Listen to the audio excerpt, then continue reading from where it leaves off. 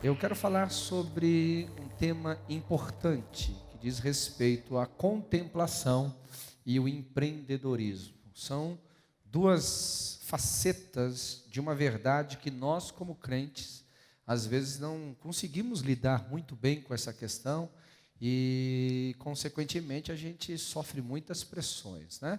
Por que nós, os cristãos? Porque o cristão, ele não tem um cristianismo vazio, religioso, onde adoramos um Deus ausente, indiferente e distante de nós. Nós servimos um Deus na concepção de que o seu nome é Emanuel, não é verdade? Não é essa ideia que nós temos, essa verdade que nós temos de Deus? Emanuel significa o Deus presente, o Deus conosco.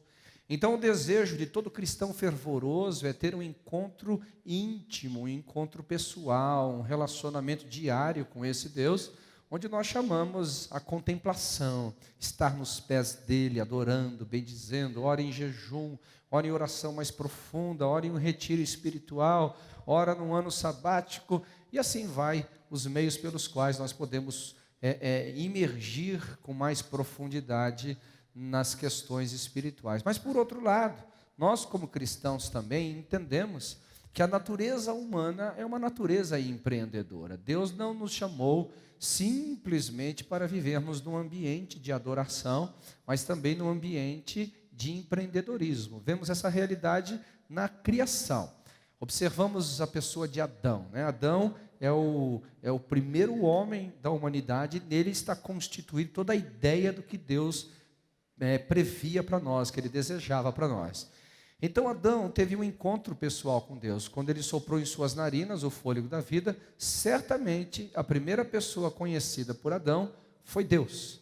E neste encontro, nessa contemplação, Deus deu a Adão não só uma missão de ficar ali no Éden cantando aleluia, aleluia, aleluia. Não. Adão recebeu uma missão. Olha, você vai lavrar a terra, você vai cuidar dela, e a partir daqui você vai se multiplicar. Uma missão até assim muito extensa, muito ampla, e certamente ele recebeu com alegria. Então, a partir dali, o homem desenvolveu um relacionamento de contemplação e empreendedorismo e contemplação. E a ideia da humanidade sempre caminhou por aí, até que, em algum momento da história, a gente sabe do acidente do pecado, e a gente começou a ter muitas complexidades como ser humano em relação a isso, ok? E uma delas é isso. Quando devemos empreender? Quando devemos contemplar? Qual que os dois é melhor? O que é isso? O que é aquilo? Como se faz melhor isso? Como se faz melhor aquilo? Bem, a minha palavra vai consistir em tentar trazer luz sobre este assunto para nos ajudar a gente estar bem, a estar feliz na presença do Senhor. Por quê? Porque se essas duas coisas não estiverem equilibradas, se elas não estiverem bem, nós vamos entrar em conflito. Porque, ora, você vai estar na contemplação e você vai dizer assim, uau, eu estou aqui servindo ao Senhor, adorando, mas tem um monte de coisa lá para fazer. Ora, você está aqui no empreendedorismo, então você vai ficar dizendo, puxa vida, estou trabalhando demais, estou fazendo demais, gostaria de ter mais um tempo ali. Então, onde você está não vai ser um lugar de satisfação se a crise interior não for resolvida pela verdade, a revelação da palavra. Então, baseado nisso, gostaria que você abrisse comigo o livro de Lucas, capítulo 10, versículo 38 a 42. Vamos ter aqui o texto ou não? Sim? Não? Yes? Not. Yeah? Não? Então tá bom, eu pego aqui. Vamos lá. Ok. Indo eles de caminho, entrou Jesus num povoado e certa mulher chamada Marta hospedou-se na sua casa, né? Tinha ela uma irmã chamada Maria, e esta quedava-se assentada aos pés do Senhor, a ouvir-lhe os ensinamentos. Marta agitava-se de um lado para o outro, ocupada em muitos serviços.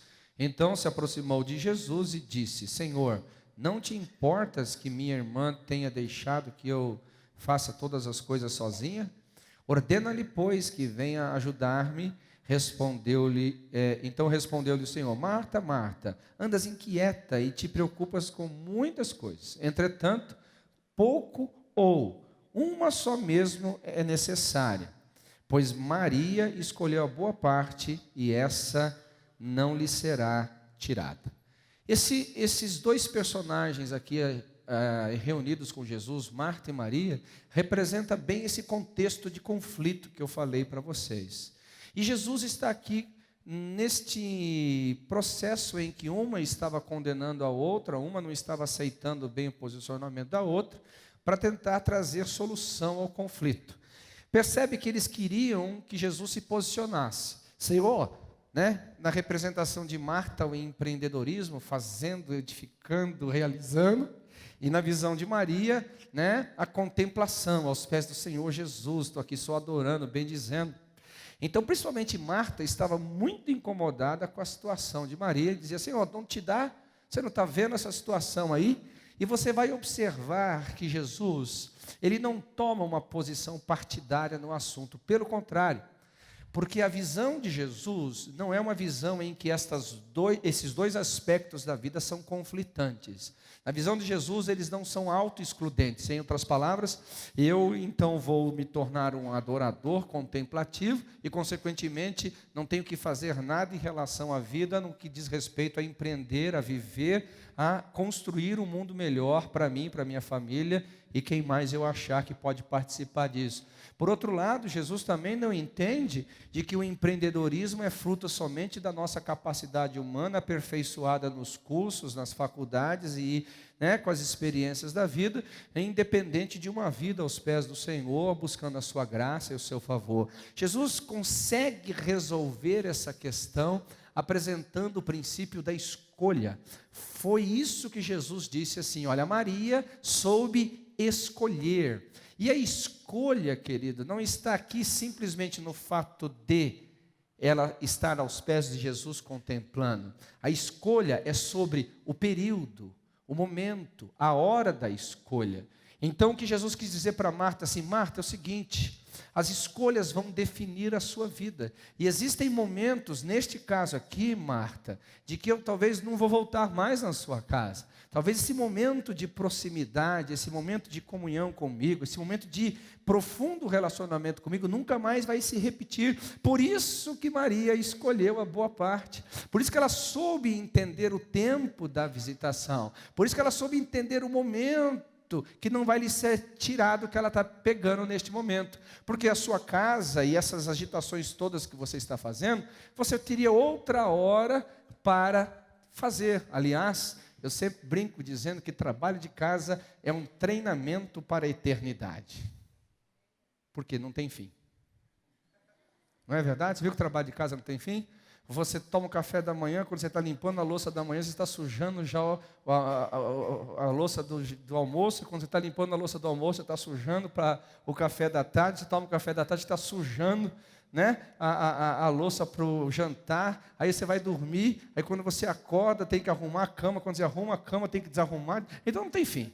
A cuidar de casa é um treinamento para a eternidade. Então Jesus disse para Marta, Marta, em outra hora você poderia fazer isso. Então, uma das formas de nós entendermos aqui o princípio da contemplação e do empreendedorismo é entender que fase da vida nós estamos, que momento da nossa história nós estamos vivendo. Porque há momentos na nossa vida, meu querido, que nós vamos ter que empenhar muito na contemplação. Há momentos em que o Senhor nos chama para dias e semanas e meses de um mergulho mais profundo aos pés dele, para entender coisas que nós não entenderíamos sem essa consagração.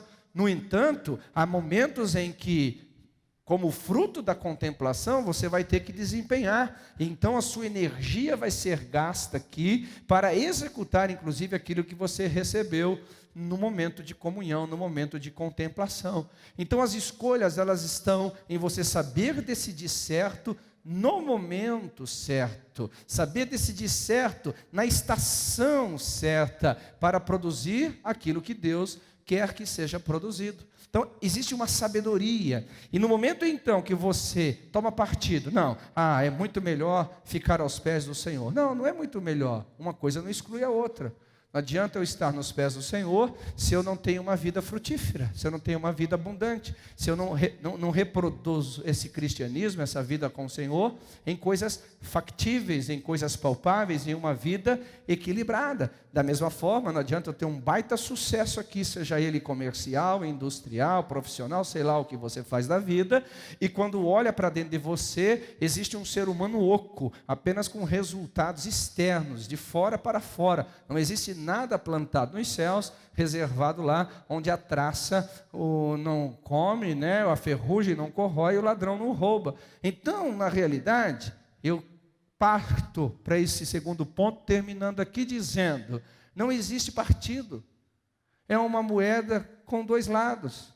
É uma moeda com duas faces, eles se completam, e na realidade, eles não deveriam estar lutando dentro de nós. Essa luta é fruto de uma imaturidade, essa luta é fruto de uma falta de entendimento do que Deus falou conosco. E a escolha vai nos ajudar a tomarmos boas decisões. Por exemplo, o apóstolo Paulo, em 1 Coríntios capítulo 15, versículo 10, ele disse assim, nesse contexto: eu sou o que sou pela graça, e a graça para comigo não foi vã, antes eu trabalhei mais do que todos, não que seja eu, mas a graça de Deus que está comigo. Você percebe como o apóstolo Paulo viu nos dois lados da vida, a contemplação e o empreendedorismo e a contemplação como uma só força trabalhando em conjunto para o louvor da glória do Senhor. A graça é fruto do entendimento que você recebe de estar com Deus, de se relacionar com Ele. Mas essa graça fez ele trabalhar mais do que todo mundo. Agora, quando ele estava trabalhando, ele não estava cegamente aqui, dizendo, não, na minha força, na minha capacidade, na minha inteligência, não, eu sou o que sou pela graça. Ou seja, em outras palavras, na visão bíblica, o empreendedorismo deveria ser fruto da contemplação, em eu faço aquilo que vi, eu faço aquilo que entendo, e parece que essa mesma verdade espiritual foi ratificada por Jesus. Por exemplo, o que Jesus dizia no seu discurso? Eu só faço o que vejo o meu Pai fazer. Então, outras palavras, Jesus tinha um período de contemplação, e a gente tem vários textos na Bíblia, que Jesus passava a noite inteira no monte orando. O que ele fazia no dia seguinte? Ia trabalhar. O que ele fazia no dia seguinte? Entrar pelas cidades, libertando os cativos, pregando a mensagem do reino às pessoas e curando os enfermos. Ele trabalhava o dia inteiro, ora em navegação, ora cruzando as outras vizinhanças para pregar o evangelho, mas ele passava a madrugada orando, ele passava a madrugada buscando ao Senhor. Então, o próprio Senhor Jesus não fazia nada sem antes contemplar, mas ele não somente contemplava e não fazia nada, eles eram fruto de duas coisas, como se uma certificasse a outra, com mais ou menos assim: eu contemplo e na minha contemplação eu entendo, entendendo eu faço. Quando eu faço, eu estou manifestando aquilo que eu entendi, e aquilo que eu entendi é evidentemente percebido algo para a glória de Deus, amém? Aleluia, quem está comigo aqui, diga amém. Você quer ver outro princípio? Não apenas Paulo, não apenas Jesus, mas Moisés. A Bíblia fala que Moisés subiu ao monte. Nós sabemos lá no livro do Êxodo que ele ficou alguns dias ali na presença do Senhor. Ele desceu de lá com uma revelação. Mas o livro de Hebreus, capítulo 8, versículo 5, nos fala algo extremamente interessante. Quando Deus diz assim: Moisés, agora desce e faça tudo conforme eu te mostrei. Olha aqui novamente a contemplação e o empreendedorismo trabalhando junto. Agora desça, você viu, agora desça porque você entendeu, agora desça porque você tem algo da minha parte que foi transferido para você, mas faça. E ele não apenas fez, como envolveu pessoas aqui, envolveu gente nesse trabalho. Por exemplo, Bezaleel, ele edificava fazendo as coisas do templo, que eram questões bem delicadas. A pessoa deveria ter ali a habilidade manual para executar aquilo, e não apenas Bezaleel fazia, como treinava outras pessoas a fazerem. Agora perceba bem, Se nós não tivermos equilíbrio nessas duas coisas, nós vamos ficar como Marta, tentando tomar partido e dizendo: olha, o melhor é o que eu faço, olha, melhor é o que eu estou realizando, melhor é o que está comigo. Não é verdade. Na realidade não tem melhor nessa história. Na realidade não tem quem é bom, quem é mau, não tem quem está certo, quem está errado, desde que exista o equilíbrio. Desde que exista o equilíbrio, porque o errado estaria numa pessoa que fica aqui contemplando, e ele então depois de contemplar, contempla, e depois de contemplar ele gosta tanto de contemplar que ele continua contemplando, e quanto mais ele contempla, mais ele entende, quanto mais ele entende, mais ele contempla, e ele vai mergulhando em rios tão profundos, em oceanos tão profundos, que depois ele não consegue voltar para a vida real. Aí ele fica vivendo um cristianismo como se estivesse dentro do armário, vivendo a história de Nárnia. A irrealidade da vida. Achando que a vida é uma fantasia. Achando que a vida é assim, vivendo só do quartinho de oração. Agora, meu Deus do céu, quem é aqui um ser humano insensato que vai falar contra o quartinho de oração? Não, nós estamos falando sobre performance. O problema não está no quartinho de oração. A palavra nos diz em Mateus: quando você entrar no seu quarto, fecha a porta atrás de si, e o seu pai que te vê em secreto te ouvirá. Então, há uma verdade de Deus que nos motiva, e não só nos motiva, como que nos ordena a entrar nesse quartinho de oração. Mas ele também diz: quando você estiver ali, sai para perdoar. É um trabalho, vai para a vida. Vai lá lidar com gente, vai lidar com pessoas. Por outro lado, também tem gente aqui que entra no empreendedorismo. Aí quando Deus vai fazer uma festa e convida ele: não posso porque eu comprei juntas de boi, eu não posso porque eu acabei de casar, eu não posso porque eu tenho muita coisa para fazer, eu não posso. E ele entra então numa justificativa que de fato socialmente o justifica para não estar na presença de Deus, mas o fato é que essa justificação que ele recebe não tira ele da posição de condenação, porque se ele ficar só aqui empreendendo,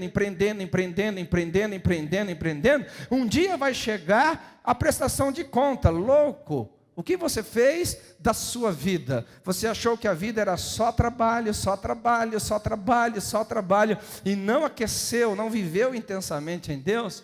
Então, novamente eu vou dizer o que já tenho dito: não são questões autoexcludentes. Eu não tenho que fazer uma em detrimento da outra, eu não faço uma valorizando ela em desmérito da outra. Pelo contrário, quanto mais nós conseguirmos aproximar a contemplação e empreendedorismo, mais maduro nós seremos como homens, seres humanos, e mais maduro seremos como cristãos. Então, qual que seria a prática madura aqui? Diga comigo: eu empreendo o que vi na contemplação. Lembra que eu falei de Moisés? O que ele fez? O que viu. Você lembra de Paulo? Não sei, eu conheço um homem, não sei se na carne ou no espírito, mas que subiu ao terceiro céu, e lá ele ouviu coisas inefáveis. O que Paulo fez? Em naufrágios, em açoites, em roubos, em viagens, ele o quê? Trabalhou de tal forma que ele pôde dizer: eu combati o bom combate, encerrei a carreira e guardei a fé. Agora você percebe que a obra de Paulo não era fruto da sua força e da sua suficiência.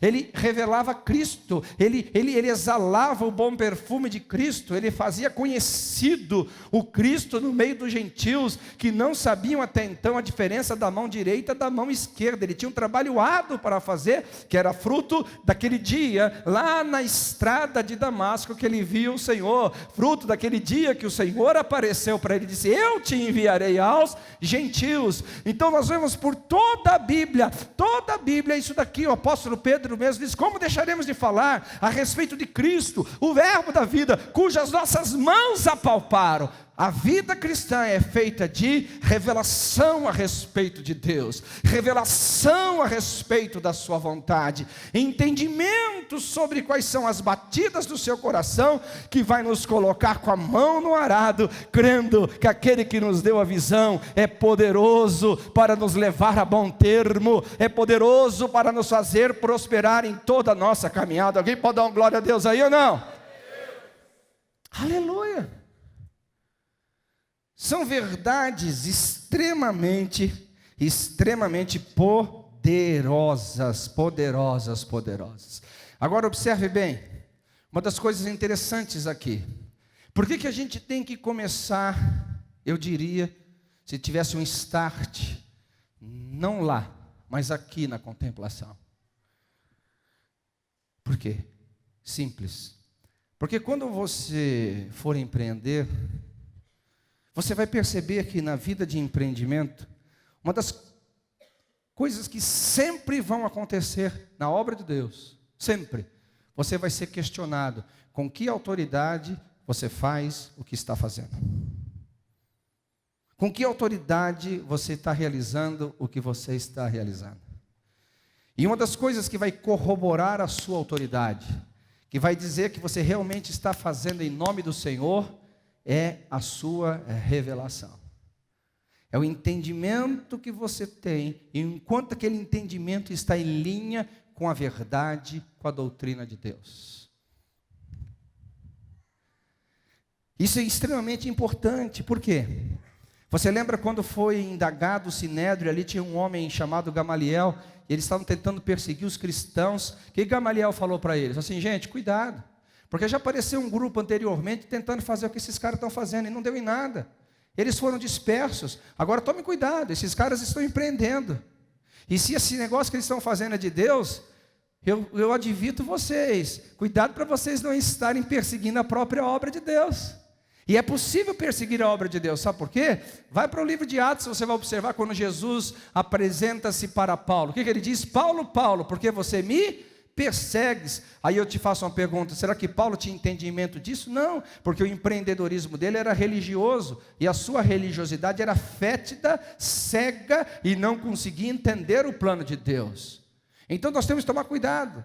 O nosso empreendedorismo em si, ele não nos justifica, no sentido de dizer que estamos fazendo a obra de Deus. O fruto do que vai sair daqui, o quanto Deus é revelado aqui, o quanto Deus é conhecido aqui, é extremamente importante para nos autorizar, dizendo que estamos fazendo a obra de Deus, recebida na contemplação.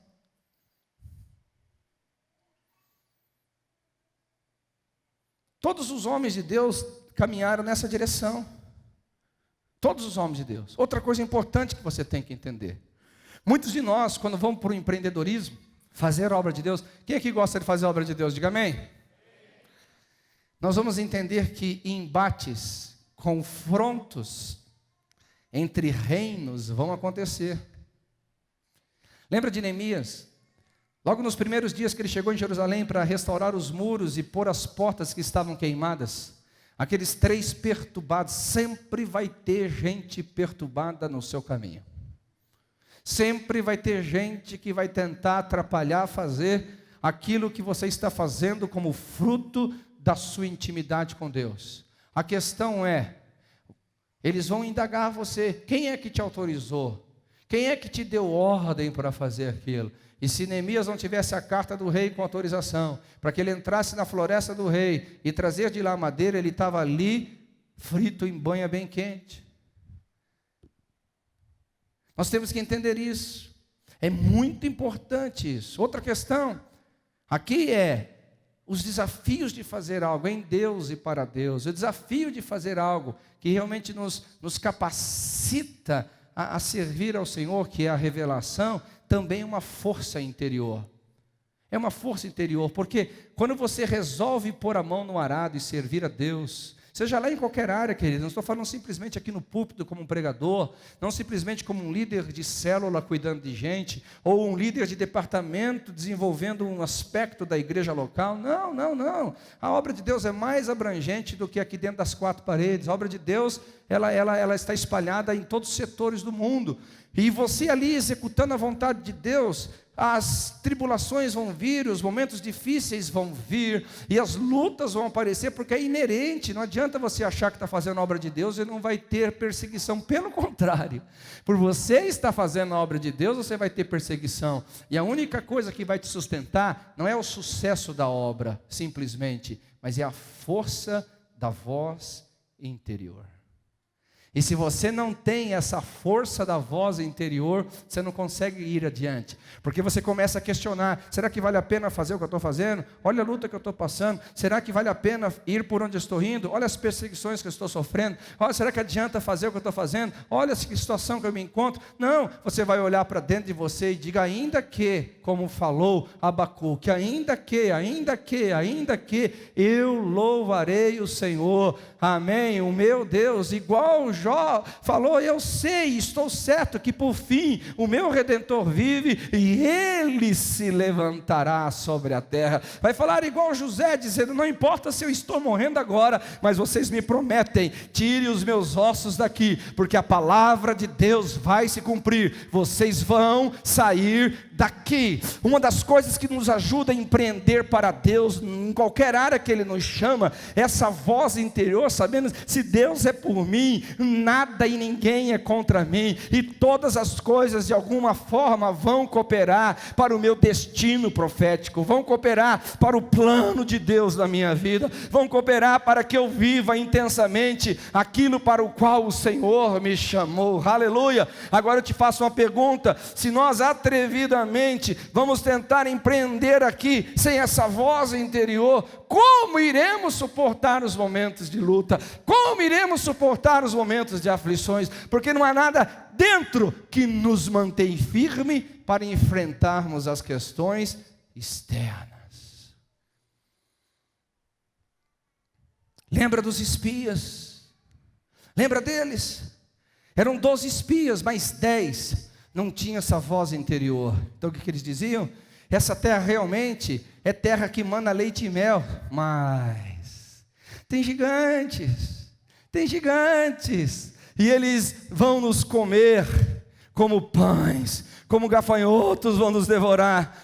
Mas havia homens ali, chamados Josué e Calebe, 2 homens, e a Bíblia fala que eles tinham um espírito diferente. Por que era o espírito diferente? Porque eles tinham uma voz no seu interior, certamente fruto de uma revelação a respeito de Deus, e eles deram o mesmo diagnóstico, falaram, é verdade que a terra é boa, é verdade mesmo que tem gigantes, mas também é verdade, nós vamos os devorar como pães, porque o Senhor nos deu uma visão, nós vamos vencer essa batalha, porque o Senhor está conosco. Queridos, é importante nós termos essa convicção. Você quer ver outra questão aqui? O povo que estava junto com Moisés. Moisés é um cenário interessante, porque ele teve 2 fases na sua vida. Moisés primeiramente, de alguma forma, entendeu que Deus tinha um plano na sua vida, mas quis fazer sem antes entender Deus, quis fazer sem antes ter a revelação do Senhor. Colheu 40 anos de frustração, acredito eu, tentando matar aquela voz dentro dele que tinha um chamado. Mas um dia ele estava lá servindo ao rebanho do seu sogro, e de repente uma sarça pega fogo, e ele olha aquilo dizendo, que interessante, ela está incendiada, mas ela não se consome. Irei mais perto, me aproximarei para ver o que está acontecendo. E quando ele para contemplar, uma voz diz, Moisés, Moisés, eu estou escutando o gemido do meu povo, e eu te escolhi para você descer ao Egito e dizer a Faraó, let my people go. Então quando Moisés agora desce, ele chega ali, a primeira coisa no empreendimento que ele tem que vencer, não é Faraó, ele tem que vencer ele mesmo, porque você tem que entender que na execução daquela obra, ele tinha memórias traumáticas, ele tinha memórias que um dia ele tentou fazer e não conseguiu, ele tentou fazer e se frustrou, ele tentou fazer mas fugiu, mas ele também agora estava no novo momento, fruto de uma contemplação, fruto de um entendimento de Deus, fruto de uma verdade que Deus plantou no seu coração. Ele estava dizendo, não, espera aqui, esses traumas foram em outra ocasião, mas agora eu tenho uma voz de Deus, vai Moisés, que eu sou contigo, vai Moisés, porque eu sou a tua força, o que você tem na mão um cajado, então é por ele que eu vou fazer a minha obra, aleluia. E ele vencendo a si mesmo, conseguiu encontrar forças para ir adiante. Mas o povo não. O povo não. O povo só tinha uma verdade, que era verdade para Moisés, mas não era verdade para eles. O que aconteceu no deserto? Quando apareceu as lutas, as dificuldades, no empreendimento, porque estavam todos, aquele 3.600.000 pessoas, todos num só empreendimento, vão conquistar a terra da nossa liberdade, a terra dos nossos sonhos, a terra prometida, vamos lá, todos estavam num só propósito. Só que ali tinham dois grupos de pessoas, uns que haviam contemplado, entendido a mente de Deus, o coração de Deus, e no momento da luta, eles sabiam que Deus era fiel e estariam com eles em todos os momentos, mas tinha um grupo que estava só no empreendedorismo, só tentando fazer. Então, quando faltava água, eles reclamavam. Quando faltava comida, eles reclamavam. Quando enjoava da comida, eles reclamavam. Eles então passavam luta, queriam voltar para o Egito. Por quê? Toda vez que você empreende sem revelação, você não tem força interior para continuar adiante. Então você vê o que Jesus está falando para Marta e Maria. Ei, gente, para com essa briga aí. Porque qual que é o mais importante, eu te pergunto? É ver a sarça queimando, e enquanto o povo fica escravo? Ou tentar libertar um povo, sem ver a sarça queimar, e dar com os burros na água? Não tem quem é mais importante aqui, senão você entender que são dois lados de uma mesma verdade, que são dois aspectos de um mesmo projeto divino. Eu contemplo e como fruto dessa contemplação realizo. Quando eu realizo, eu glorifico a Deus que se apareceu para mim. E assim eu liberto o povo e levo até a terra prometida.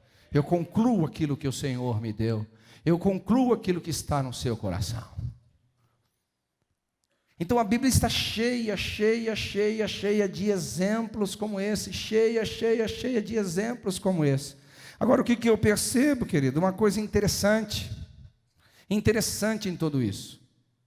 E eu poderia aqui citar outros vários exemplos de homens que contemplaram e realizaram porque contemplaram. Mas uma coisa interessante em todos esses homens, você pode incluir aqui Davi, você pode incluir Abraão, você pode incluir os apóstolos, pode incluir tantos personagens nessa verdade recorrente, é que independente de que fase você está, seja uma fase de profundidade maior, um tempo de mais solidão, um tempo de você ficar mais no quartinho, um ano mais sabático, ou um tempo em que você vai ter que suar a sua face por ter visto a face de Deus, independente do seu momento, uma coisa interessante é encontrar satisfação no que você está fazendo.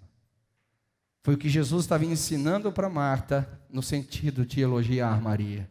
Ela escolheu algo que não lhe será tirado. Porque o que acontece? Se você está aqui adorando, buscando a Deus, a sua fonte tem que ser Ele. E você tem que encontrar alegria nisso. Porque se não tiver alegria nisso, sabe o que vai acontecer com você? Você vai dizer, ai meu Deus, tem que fazer tanta coisa, e aqui já não fica tão feliz. Eu tenho que realizar tanta coisa, e aqui já fica num objetivo de comparação. E então você perde a alegria aqui, você perde a satisfação aqui. E da mesma forma, se você está aqui empreendendo, e você percebe então que você começa a criar um vazio, dizendo, meu Deus, eu estou trabalhando, e parece que eu não tenho mais tempo para estar lá no meu quartinho de oração, não tenho mais tempo para estar lá na minha vida profunda com Deus, e aqui começa a gerar o quê? Insatisfação. Esses dias eu passei um momento muito difícil, esse tempo atrás, mas muito difícil da minha vida. E eu me lembro que eu estava passando uma tribulação tremenda e lutando com todas as minhas forças, jejum, oração, reservado no meu quarto com Deus. E eu comecei assim, pelo problema que realmente era muito sério, a ter angústia, a ter sofrimento. E de repente o Espírito do Senhor me levou para Pedro, dizendo, tende motivo de grande alegria quando passardes por provação. Assim, como assim? Motivo de grande gozo, de grande alegria quando passardes por tribulação. Naquele momento então, queridos, eu percebi que a verdade de Deus não veio ao meu encontro, ela veio de encontro a uma verdade que eu não vivia. Porque o que eu percebia? Eu só conseguia encontrar gozo em Deus se a performance da oração me satisfazesse, não Deus me satisfazendo. E eu percebi então que eu só conseguia encontrar gozo se o sucesso do meu empreendimento me preenchesse. Não de fato entender que Deus que me fez fazer isso me preenche. Então quando você não tem Deus como a sua fonte, quando você não tem Deus como o centro das suas atividades, você realmente vai buscar satisfação nas coisas. E quando você descobre isso, meu irmão, é um baque. Eu me lembro que eu fui aos pés do Senhor e comecei a trabalhar profundamente. Senhor, obrigado por abrir os meus olhos para entender essa questão. E eu vou começar a encontrar alegria no Senhor. Eu vou começar a encontrar alegria no Senhor. Eu vou começar a encontrar alegria no Senhor. E eu percebi uma coisa interessante que a Bíblia diz: a alegria do Senhor nos fortalece. E o Espírito Santo esclareceu a minha mente para entender isso de uma forma mais prática. O Espírito Santo falou assim: Marcelo, quando você encontrar alegria em Deus, quando você encontrar alegria em estar com Deus, independente do aspecto da sua vida, reservado ou empreendendo, mas você encontrar alegria em Deus, nesta alegria que você encontra, você vai ter força para fazer o que você deve fazer. Mas se você não encontrar força, independente do que você está fazendo, você será fraco. E a alegria não está nas coisas, está em Deus. A alegria não está no fazer, seja buscar ou empreender. A alegria é Deus, porque são ambientes diferentes que deveria ter uma só fonte, que é o Senhor, o autor da nossa salvação. Por isso que o apóstolo Paulo fala constantemente isso, dizendo de que ele não mais vivia, mas Cristo vivia nele. E a vida que agora vivia pela fé no Filho de Deus que se entregou. Então você observa, seja Paulo aqui contemplando a graça, ou sendo de Paulo trabalhando mais do que todo mundo, independente do ambiente ou do que ele estava fazendo, havia uma fonte de sustentação, havia uma fonte de prazer, havia uma fonte que alegrava a sua vida, como aquele rio que sai do trono de Deus e se alegra toda a cidade, que é a sua presença.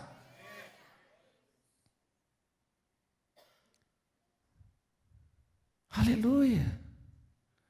Nós temos que entender, queridos, o que Jesus falou para Marta e Maria, para ambas. E isso vai mudar a nossa vida de uma forma tão profunda. Isso vai mudar a nossa vida de uma forma tão intensa. E que eu tenho certeza que tanto quando nós tivermos o privilégio de ter um tempo mais profundo com o Senhor, mais profundo em oração, mais profundo em jejuns, ou seja, aqui, no trabalho árduo, mais gratificante de fazer algo que vai glorificar Deus, em qualquer área da sociedade, em favor da igreja ou da sua família, desde que seja para o Senhor, você vai descobrir de que o que vai te sustentar, tanto lá quanto aqui, é você encontrar sua fonte em Deus. Por quê? Por exemplo, se a sua fonte for realização, e não Deus que te mandou realizar, qualquer coisa que você fizer que dê certo, poderá ocupar o lugar de Deus. É um perigo isso. É um perigo isso. Muito grande. Esse é o mesmo perigo que Eva encontrou. Quando Deus falou, não coma da árvore que produz o fruto da ciência do bem e do mal, porque certamente morrerá se você comer. Mas a Bíblia fala que Eva viu o quanto a árvore era o quê? Desejável, para dar o quê? Entendimento. Agora a questão é, Deus nunca negou transferir para Adão e Eva o conhecimento. Mas Deus queria transferir o conhecimento na base do relacionamento. O que era bem e mal seria transferido para Adão e Eva na comunhão, na viração da tarde. Agora, porque ela encontrou uma outra fonte de prazer, uma outra fonte de satisfação, ela aprenderia o bem e o mal com a experiência da dor, com a experiência do sofrimento. Então, quando você se lança para viver a vida que tem que ser vivida, em qualquer aspecto da sociedade, quando você se lança a empreender, porque está na natureza humana empreender, mas sem uma fonte que te inspira, uma fonte que te mantém no que é certo, no que é bom, no que é divino, neste caso a pessoa do Espírito Santo, é perigoso que você se perca facilmente aqui. Facilmente aqui.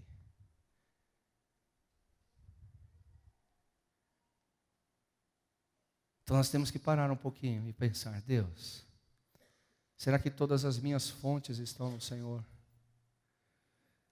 Seja no momento em que eu estou escondido ou estou exposto pela realização de algo. Será que realmente eu tenho prazer na sua presença? Será que eu tenho prazer em contemplar a tua face? Será que eu tenho prazer de fato em entender que tu és a minha segurança e a minha fortaleza? Eu não posso responder isso. Eu não posso responder isso. Você é quem tem que responder. Você é que tem que falar e olhar para dentro do teu coração e dizer, oh Deus, acende em mim um fogo na minha alma. Acende em mim um fogo profundo na minha alma, que não me contenho mais aqui dentro. Um fogo que, independente de onde eu esteja, te buscando, porque eu quero ver tua face. Realizando, porque eu quero que a tua face seja conhecida. E onde que eu estiver, a fonte é Deus. Eu gostaria que você ficasse em pé por alguns minutinhos. Eu gostaria que você parasse para pensar, e eu vou terminar dizendo uma coisa. Maria e Marta também representam não só um indivíduo, mas o grupo de indivíduo na igreja. E aqui estou falando um pouquinho no coletivo, não apenas na individualidade, na sua singularidade. É lógico que dependendo do seu encargo que você tem em Deus, por exemplo, o intercessor.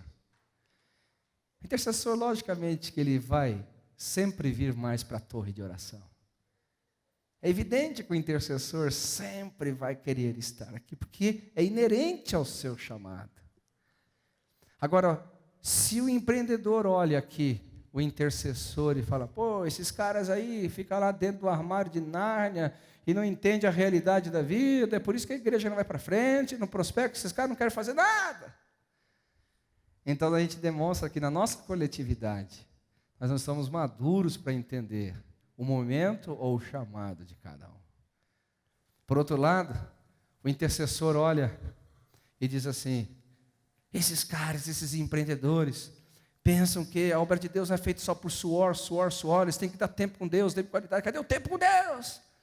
Criticando eles. Só que é o seguinte, talvez ele não esteja na reunião de oração, porque está fechando o melhor contrato da vida dele, e que vai trazer um dízimo bem gostoso para a igreja poder seguir adiante. Aleluia. Uma oferta bem abençoada. Talvez ele esteja lá, não aqui na quartinho de oração, porque está se preparando para fazer um vestibular da sua vida, está se preparando para fazer uma prova importante para a sua vida. E aí eu fico percebendo que se a gente, como grupo, não criar uma atmosfera saudável para entender tanto o chamado como o momento de cada um, sem a crítica que é representada no texto por Marta, a gente vai começar a fazer o quê? Gerar uma igreja doente. Porque o empresário aqui, ou o cara que está estudando, o cara que está neste momento, vai se sentir condenado com a pregação, vai se sentir condenado com a expressão, com os olhares da igreja. Vai, pô, mas eu não sou um pecador, eu estou fazendo algo importante, é o meu momento. Ou outro aqui também começará a pensar que a sua espiritualidade é irreal, é fantasiosa, ele não vai se sentir confortável, vai parar de orar.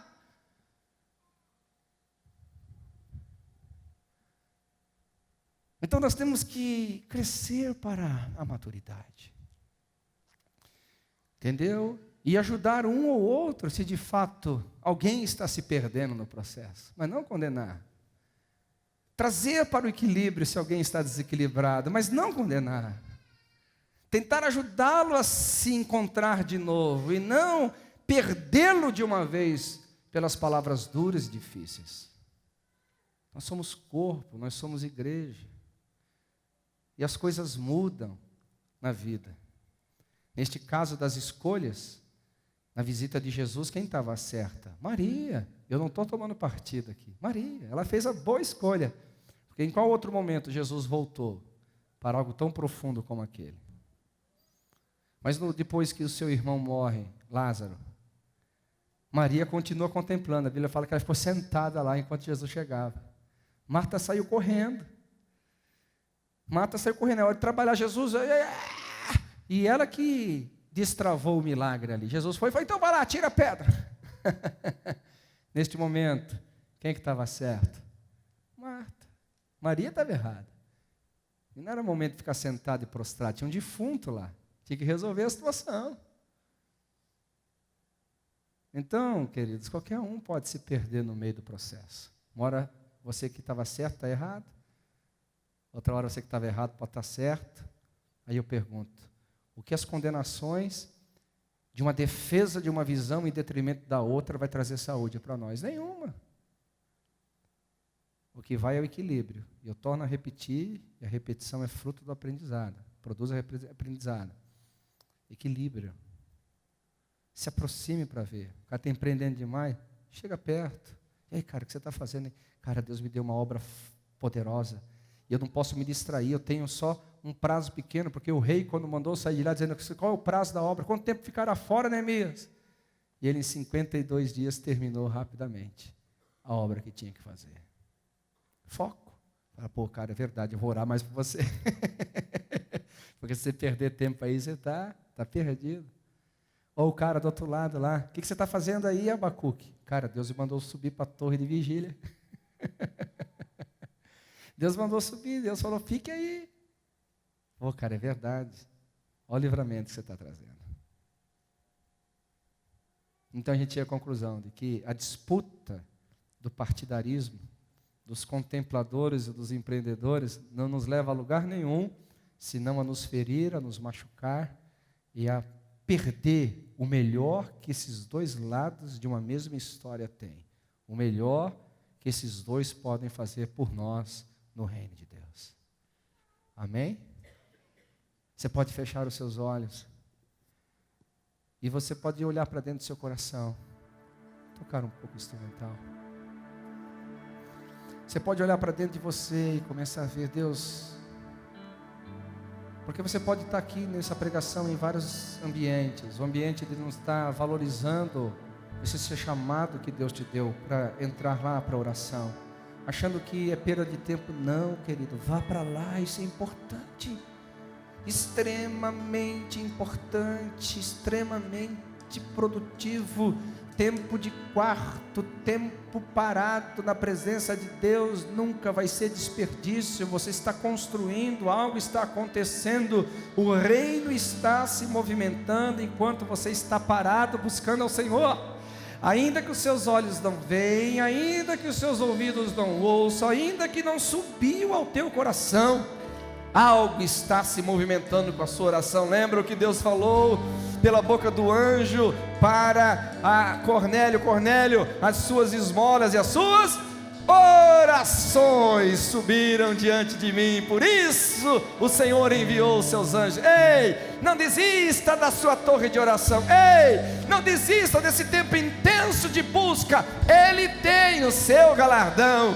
Por outro lado, você está num momento de muito trabalho, de muita intensidade, fazendo algo que Deus te mandou. Ei, não há condenação nisso. Você está numa obra poderosa, você está com uma espada na mão e uma ferramenta de construção na outra, você tem poucos dias. Ei, não se condene por isso, é o seu momento, é a sua hora, e essa obra vai edificar a casa de Deus, vai glorificar ao Senhor. Jerusalém está sendo reedificada. Ei, se você tomou partido, está ferindo pessoas por defender a sua causa, para com isso. Você está ferindo a si mesmo, porque quem ora está edificando o corpo, quem está empreendendo da mesma forma está edificando o corpo. E a gente não pode se autodestruir, se devorar um ao outro. Ei, para com isso! Pare com isso! Pare com isso! Eu não sei onde Deus está te encontrando nessa hora, mas eu gostaria que você fosse tão profundo em Deus, porque eu creio que essa mensagem não é só uma mensagem para o culto, essa é uma mensagem para a vida. Semana que vem essa palavra vai continuar falando no teu coração. Daqui um mês essa palavra vai continuar te guiando. Daqui um ano essa palavra vai estar lá dizendo: ora eu sou Maria, ora eu sou Marta. E as duas são importantes para a vida. Daqui 10 anos, a vida inteira essa palavra vai estar dentro de você. Oh, recara la mambre biande recondorolo bababate queriande recara la mamacaias. Espírito Santo, nós queremos uma igreja contempladora, uma igreja que ama a tua face, mas também queremos uma igreja, Senhor, que trabalha, que vá pelas nações pregando o Evangelho. Queremos uma igreja que entre no cenáculo do Pentecostes, até que do alto seja revestida de poder. Mas também queremos uma igreja que entra pelas cidades e expulsa os demônios, e cura os enfermos, e prega o Evangelho. Senhor, queremos uma igreja que gera riquezas, mas também queremos uma igreja onde há esperança para o empresário, onde há esperança para o comerciante, onde há esperança para os homens que são chamados para as coisas naturais que de fato não são naturais. Deus, dá-nos uma igreja equilibrada, dá-nos uma igreja empreendedora, como fruto de uma contemplação. Você pode levantar as mãos e orar